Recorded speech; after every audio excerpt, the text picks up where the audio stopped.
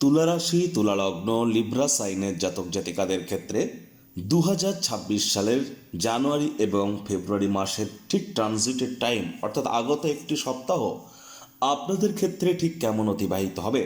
27 two 2 Feb অর্থাৎ 27 জানুয়ারি থেকে 2 ফেব্রুয়ারি পর্যন্ত সময় ঠিক কেমন কাটবে বিস্তারিত আলোচনায় আমরা থাকব। তবে 29 তারিখ থাকছে জয়া একাদশী বা ভৈমী একাদশী, 30 তারিখে থাকছে গান্ধীজির প্রয়াণ দিবস এবং অদিনী শহীদ দিবস। আর এই সপ্তাহটি আপনাদের ক্ষেত্রে খুব খুব গুরুত্বপূর্ণ হতে চলেছে। তার কারণ প্রথমত চন্দ্র কিন্তু এ সপ্তাহে উচ্চস্থ হবে। মঙ্গল সুদীর্ঘ প্রায় 1.5 বছর পর উচ্চস্থ হয়েছে উত্তরসরা নক্ষত্রে। সূর্যের মকর সংক্রান্তি তো চলছে, বুধাদিত্য লক্ষ্মীনারায়ণ যোগ এসব তো থাকছেই। একই সাথে শনি মহারাজ কিন্তু বর্তমানে তিনি নিজের নক্ষত্র উত্তর ভাদ্রপদে গোচর করেছেন, গুরু বক্রী আছেন, অতিচারী আছেন। স্কিপ না করে পুরোটাই শুনুন যদি ভিডিওটির প্রকৃত মর্মার্থ আপনারা উপলব্ধি করতে চান। পরিশেষে যেমন প্রতিকার নিয়ে আলোচনায় আমরা থাকি তেমনটি তো আছি। আলোচনাটি ইন জেনারেল হবে, অর্থাৎ এই পৃথিবীতে যতজন তুলা রাশির জাতক জাতিকা আছেন আলোচনাটি তাদের প্রত্যেকের জন্য। আপনি চাইলে আপনার ব্যক্তিগত গণনা এনি টাইম আমাদের দ্বারাই করাতেই পারেন। এর জন্য স্ক্রিনে আমরা নাম্বার দিয়ে থাকি। শনিবার রবিবার অফিসে এসে ফেস টু ফেস সাক্ষাৎ করতে পারেন, অথবা বাইফোন এনি টাইম কনসালটেন্সি আপনারা নিতেই পারেন। তো চলুন কথা না বাড়িয়ে আলোচনায় প্রবেশ করা যাক। তুলা রাশি, তুলা লগ্ন, লিব্রা সাইনের জাতক জাতিকারা কালপুরুষের রাশিচক্র অনুযায়ী সপ্তমতম রাশির আন্ডারে আপনারা পড়েন। আপনাদের রাশির মালিককে শুক্র। আর স্ক্রিনে আপনারা যে চারটি দেখতে পাচ্ছেন এটি তুলা রাশির জাতক জাতিকাদের 2026 সালের 27 জানুয়ারি আপনাদের গ্রহগত গোচরের ছক ঠিক এমনটি কিন্তু দেখাবে। ফার্স্ট হাউস যেখানে 7 লেখা আছে গুলিয়ে ফেলবেন না। আপনাদের ফোর্থ হাউস যেখানে 10 লেখা সেখানে সূর্য মঙ্গল শুক্র বুধের চতুর্গ্রহী যোগ আমরা পরিলক্ষিত করছি। সূর্য নিজের নক্ষত্র উত্তরসরায় থাকলেও মকর সংক্রান্তি চলছে, মঙ্গল উচ্চস্থ অবস্থানে আছে এখানে, এবং শুক্র বুধ তো এখানে থাকছেই। তাহলে বুধাদিত্য যোগ, লক্ষ্মীনারায়ণ যোগ, শুক্রাদিত্য যোগও আমরা পরিলক্ষিত করব। রাহু নিজের নক্ষত্র শতবিশা নক্ষত্রে আপনাদের ত্রিকোণভাবে গোচর করছে শনিবার রাহু। আর শনি মহারাজ নিজের নক্ষত্র উত্তর ভাদ্রপদে গোচর করছেন আপনাদের রোগ ঋণ শত্রুর ভাবে। বর্তমানে তিনি মার্গী অবস্থানে আছেন। চন্দ্র সপ্তাহটি শুরুয়াত করতে চলেছে আপনাদের ক্ষেত্রে আপনাদের 7th হাউস থেকে, যেখানে 1 লেখা, তারপর 1-2 দিন 2.5 দিন অন্তর অন্তর চন্দ্র রাশিও পরিবর্তন করবে। গুরু বৃহস্পতি বর্তমানে অতিচারী অবস্থায় বক্রী আছেন নিজের নক্ষত্র পুনর্বসু নক্ষত্রে।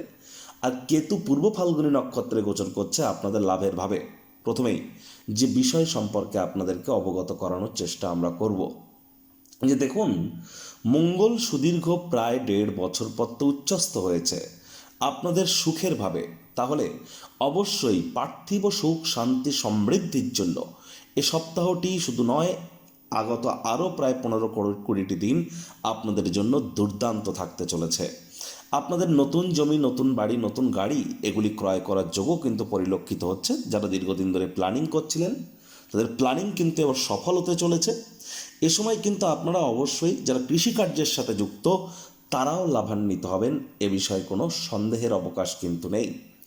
একই সাথে মায়ের তরফ থেকে, মামা মাতামহ মাতৃকুলের তরফ থেকেও আপনারা আর্থিক মানসিক বা সামাজিকভাবে উপকৃত হতে পারেন, এবং লাক্সারি কোনো আইটেম কিন্তু আপনারা ক্রয় করতেই পারেন। এই মঙ্গলই তো আপনাদের সপ্তমপতি, সপ্তম ভাবকে তিনি চতুর্থ দৃষ্টি দিয়ে দেখবেন। তাহলে অবশ্যই যারা অবিবাহিত আছেন তাদের বিয়ের যোগ তো তৈরি হচ্ছে। আবার যারা বর্তমানে বিবাহিত তারা একসাথে কোথাও ভ্রমণে বা ট্যুরে কিন্তু আপনারা যেতেই পারেন। এর সাথে সাথে আমরা দেখব বিজনেসম্যান যারা আছেন তারাও কিন্তু লাভান্বিত হতে চলেছেন। আপনাদের আয় ইনকাম কিন্তু বাড়তে চলেছে। IT sector, real estate, army, police, defence, automobile industry, pharmaceutical industry, sports, networking, marketing, sales, ম্যানুফ্যাকচারিংয়ের সাথে যারা যুক্ত তারাও কিন্তু লাভান্বিত হতে চলেছেন। আদালত বা কোর্টে যদি কোনো কেস পেন্ডিং থেকে থাকে, কোর্ট বা আদালত আপনাদের পক্ষে সিদ্ধান্ত বা রায় কিন্তু এ সময় প্রদান করতেই পারে। পার্টনারশিপে ক্রিয়াকলাপ করবার জন্য কিন্তু সময় সুযোগটি এক প্রকার দুর্দান্ত পরিগণিত হচ্ছে। বেকার যুবক যুবতী যারা আছেন প্রচেষ্টারত থাকুন। নতুন চাকরি, নতুন কর্মসংস্থান প্রাপ্তি কিন্তু আপনাদের অবশ্যই হতে পারে। আর গুরু পরাক্রমের ভাবকে পূর্ণ দৃষ্টি দিয়ে দেখবেন। নিশ্চিন্তে থাকুন। অবশ্যই আপনাদের সাহস, আপনাদের পরাক্রম এগুলি কিন্তু বাড়তে চলেছে। ভাই বোনেদের দ্বারা উপকৃত হতে পারেন। এ সময় কিন্তু ছোটোখাটো যাত্রা ভ্রমণের দ্বারাও আপনারা উপকৃত হতে পারেন। ইমিডিয়েট উপকৃত না হলেও ভবিষ্যতে লাভের জন্য ভিত্তিপ্রস্তর স্থাপিত হয়ে যাবে। বন্ধুবান্ধব যা আপনারা চয়ন করবেন সেটি ইন ফিউচার আপনাদেরকে অত্যন্ত উপকৃত করবে। এ সময় কিন্তু আপনাদের ক্ষেত্রে আমরা বলবো শিক্ষার্থী বিদ্যার্থীদের জন্য পড়াশোনায় মনোযোগ আরও বৃদ্ধি করতে হবে। বিশেষ করে যারা মাধ্যমিক লেভেলের পড়াশুনো করছেন এবং যারা হায়ার স্টাডিজ করছেন কলেজের পর, তবে যারা এইচএস এক্সামের জন্য প্রিপারেশান নিচ্ছেন তাদের জন্য সময় সুযোগ এক প্রকার ঠিকঠাকই কিন্তু পরিগণিত হচ্ছে। একই সাথে আপনাদেরকে বলবো রাহু শতবিষা নক্ষত্রে যেহেতু ত্রিকোণভাবে গোচর করছে, বাইরের খাদ্য খাবার খাওয়াকে অ্যাভয়েড করুন। পেটের সমস্যা বদহজম কিন্তু বেড়ে যেতে পারে। সন্তান সন্ততিদের দিকে একটু সজাগ দৃষ্টি বজায় রাখুন। আর এই সময় কিন্তু অবশ্যই আপনাদের প্রেমের জীবনে একটু বাধা বিপত্তি দেখা দিতে পারে। ভালোবাসার মানুষের চরিত্র নিয়ে সন্দেহবাতিক যেন হবেন না।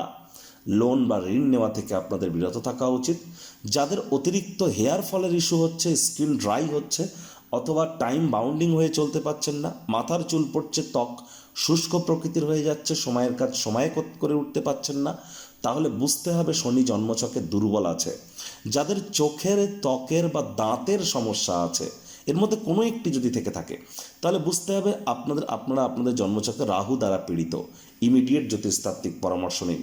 সরকারি চাকরিজীবী, নেতা, মন্ত্রী, এমএলএ, এমপি, শাসক দলের সাথে যারা যুক্ত, সরকার পক্ষে যারা আছেন, প্রাইভেট সেক্টরে অ্যাডমিনিস্ট্রেটিভ লেভেলে যারা আছেন, তাদেরকে বলবো অত্যন্ত প্রিকশন নিয়ে এ সময় চলতে। এ সময় কিন্তু একটু ঝুট ঝামেলা, অশান্তি, আপনার চরিত্রের দাগ লাগানোর প্রচেষ্টা কিন্তু হতেই পারে। চন্দ্র মঙ্গলবার কিন্তু ঠিক বিকেল 4:44 গোচর করে যাবে আপনাদের অষ্টমে। সেখানে উচ্চস্থয়ে অবস্থান করবে বৃহস্পতিবার সন্ধ্যে 6:30 পর্যন্ত। আর শনিরও এখানে তৃতীয় দৃষ্টি থাকছে। আমি তো বারবার বলছি খুব সাবধানে গাড়ি ঘোড়া চালান, চোটাঘাত কিন্তু লাগতেই পারে। শ্বশুর শাশুড়ির সাথে অহেতুক তর্ক বিতর্ক করবেন না।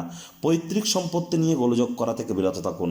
আর এ সময় কিন্তু অবশ্যই আপনাদের মধ্যে যারা অববিট জগতে পড়াশুনো করছেন, অকাল্ট জগতে পড়াশুনো করছেন, তাদের জন্য কিন্তু সময় সুযোগ এক প্রকার ঠিকঠাক পরিগণিত হচ্ছে।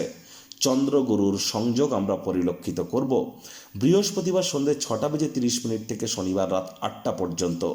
রাহুরও কিন্তু এখানে পঞ্চম দৃষ্টি থাকবে। এজন্যই আমি হাইলি রেকমেন্ড করব এ সপ্তাহে আপনারা পিতা বা পিতৃতুল্য ব্যক্তিবর্গের শরীর স্বাস্থ্যের দিকে অতিরিক্ত নজর দিন, পিতার সাথে সম্পর্কের উন্নতির দিকে নজর দিন, পিতার কর্মের দিকে নজর দিন। হায়ার স্টাডিজে যদি কোনো বাধা বিপত্তি থেকে থাকে জ্যোতিষতাত্ত্বিক পরামর্শ গ্রহণ করুন। নাতি নাতনি পুরনো দিনের বন্ধুবান্ধবদেরকে মিস করতে পারেন। আর এ সময় কিন্তু দেখুন চন্দ্র আবার শনিবার রাত 8টায় প্রবেশ করে যাবে কোথায়? আপনাদের কর্মস্থানে। কর্মাধিপতি চন্দ্র কর্মস্থানে গোচর করে যাবে শনিবার রাত 8টায়। আর সেখানেই থাকবে সোমবার, অর্থাৎ ফেব্রুয়ারি মাসের সোমবার 2 তারিখ রাত 10:47 পর্যন্ত।